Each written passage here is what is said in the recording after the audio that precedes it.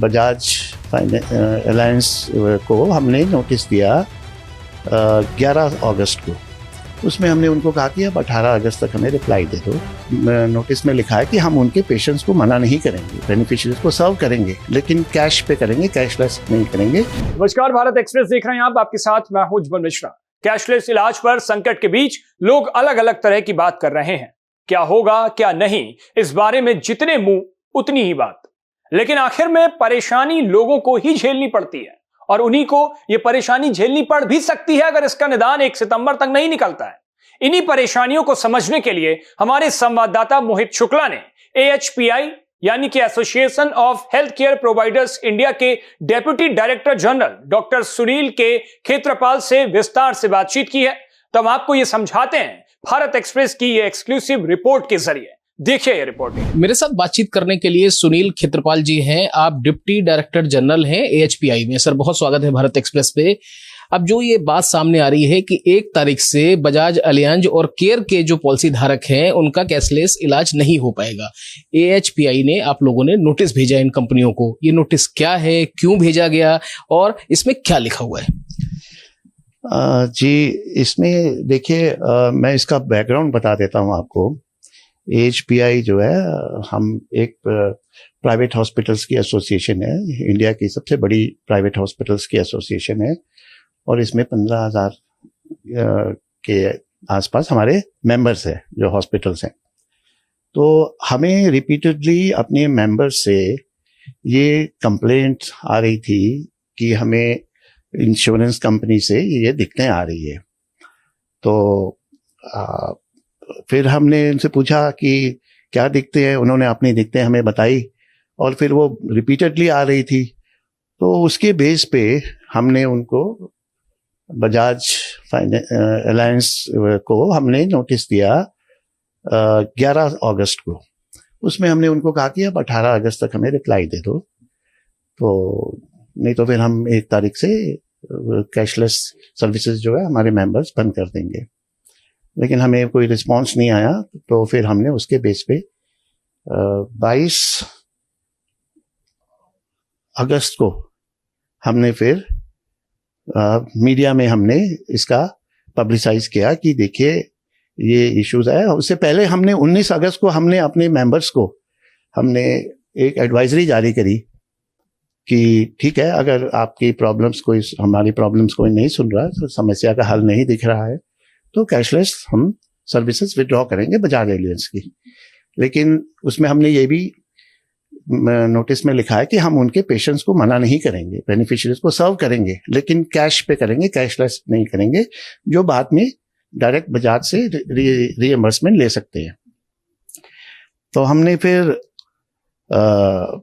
जब ये नोटिस दिया तो फिर उसके बाद उनका रिस्पांस आया, और उन्होंने कहा ठीक है, क्योंकि हमने उसमें मेंशन किया था नोटिस में कि हम आपसे एक वार्तालाप चाहते हैं, डायलॉग चाहते हैं, बैठ के बात करते हैं, अक्रॉस द टेबल समस्या का हल तभी होगा। तो उसमें उन्होंने कहा कि ठीक है, अब हम विलिंग है, हम आपसे बातचीत करने को तैयार है। तो ये बहुत अच्छा स्टेप है, बहुत अच्छा जेस्चर है बजाज फाइनेंस की तरफ से। सर, बजाज के साथ साथ क्या कुछ और कंपनियों को भी भेजा गया है? क्योंकि सुनने में आ रहा है कि care health India private limited, जिसे आप केयर के नाम से रेली केयर जिसे पहले कहा जाता था, उनको भी भेजा गया है नोटिस, और कुछ और भी कंपनियों को। नहीं, हमने अभी देखिए जो मेंबर्स के जो फीडबैक है ना, हम उसके बेस पे ही नोटिस भेजा था। हमने इनको फिर 22 को भेजा था, 22 तारीख को हमने केयर को हमने भेजा है।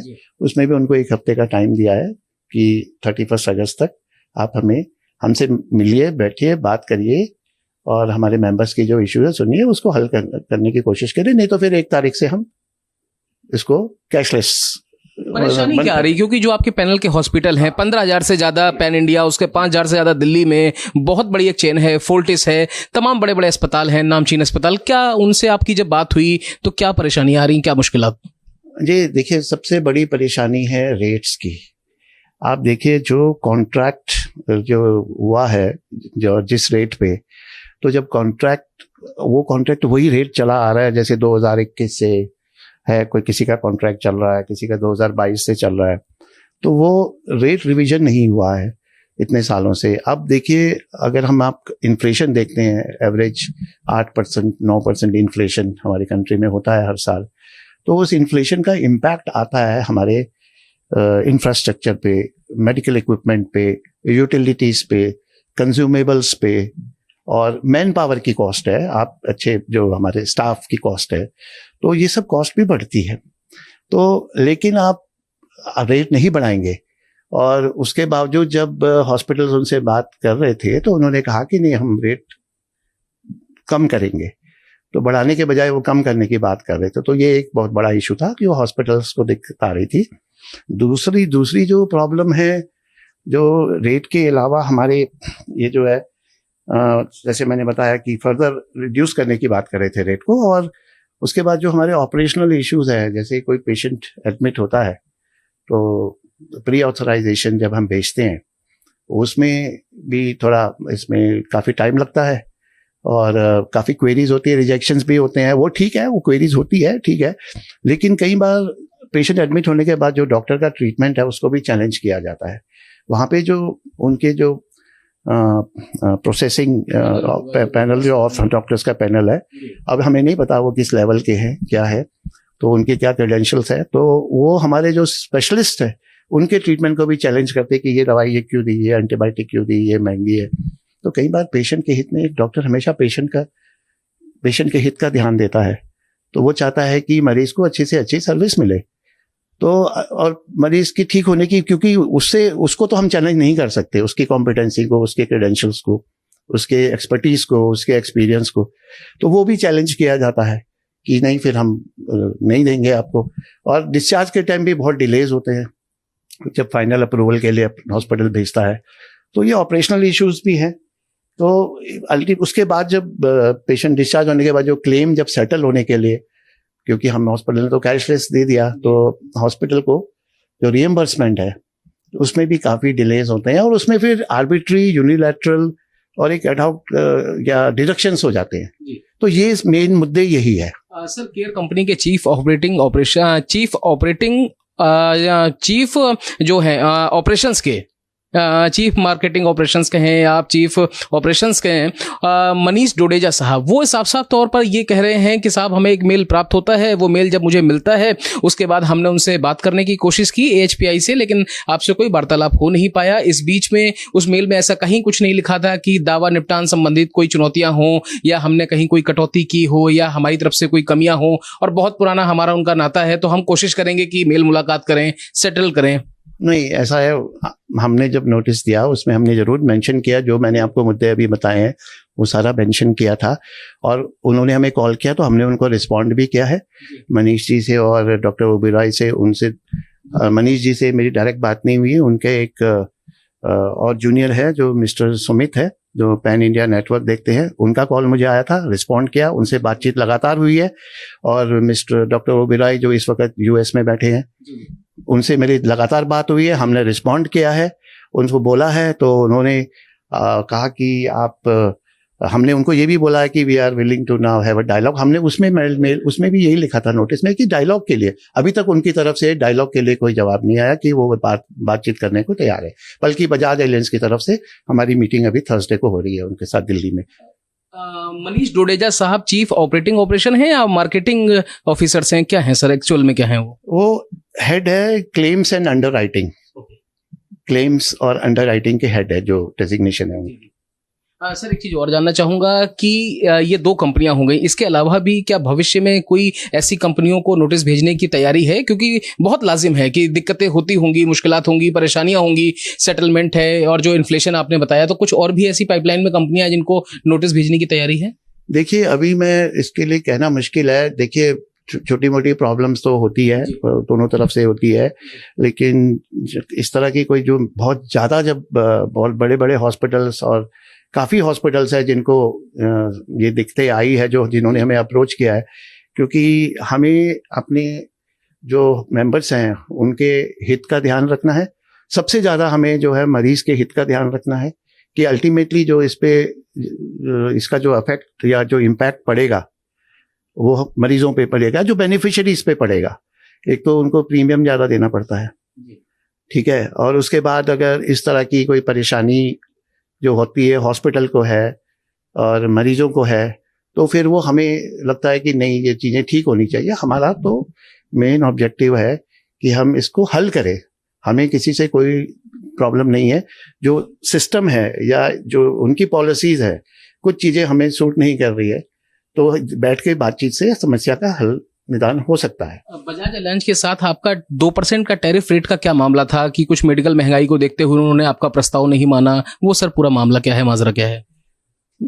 वो कोई ऐसा कुछ नहीं है। हमारे देखिए प्रस्ताव जो है, और भी बहुत सारे इश्यूज थे, तो ये सिर्फ ये एक ही 2% टैरिफ वाली बात नहीं थी। तो चीज़ें ओवरऑल देखी जाती है। तो हमारी तरफ से रेट रिवीजन की हमने बात करी कि देखिए, चाहे हम कहा हर 2 साल में एक बार करिए।